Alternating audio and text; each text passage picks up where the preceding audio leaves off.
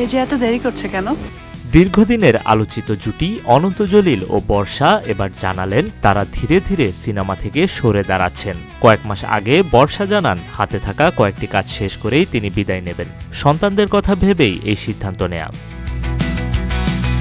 সম্প্রতি অনন্ত জলিলও ঘোষণা দিলেন সিনেমা ছাড়ার। এক টকশোতে অনন্ত জলিল বলেন, দুই ছেলে ইসলামী শিক্ষায় বেড়ে উঠছে, তাই সিনেমায় সক্রিয় থাকা তাদের জন্য ইতিবাচক হবে না। আমরা এদিকে যাচ্ছি কেন?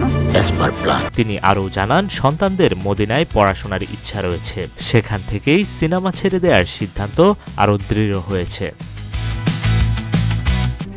RICL TMX, যুগের পর যুগ স্থাপনা থাকে মজবুত।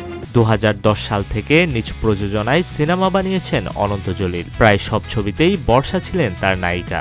আন্তর্জাতিক যৌথ প্রযোজনাতেও কাজ করেছেন তারা দুজন। বর্তমানে এই জুটির দ্য স্পাই এবং নেত্রী দ্য লিডার নির্মাণাধীন। অসমাপ্ত কাজগুলো শেষ করেই তারা বিদায় নেবেন বলে জানিয়েছেন। অনন্ত জলিল বলেন, করোনার ধাক্কা আর রাশিয়া ইউক্রেন যুদ্ধ তাদের ব্যবসায় বড় ধরনের প্রভাব ফেলেছে। এই সিনেমার চেয়ে এখন ব্যবসায় মনোযোগ দেয়া বেশ জরুরি। সবশেষ তাদের দেখা গিয়েছে মোহাম্মদ ইকবালের কিল হিম সিনেমায়। এরপর আর বড় পর্দায় ফেরেননি এই জুটি। ইউক্রেন যুদ্ধের পর থেকে আমাদের R&D বিজনেস এতটাই ডিটোরেট করেছে যে আমরা হিমশিম খেয়ে যাচ্ছি। এই জন্য মুভি সেক্টর থেকে একটু পিছিয়ে আছে। নিউজ ডেস্ক, রূপালী বাংলাদেশ।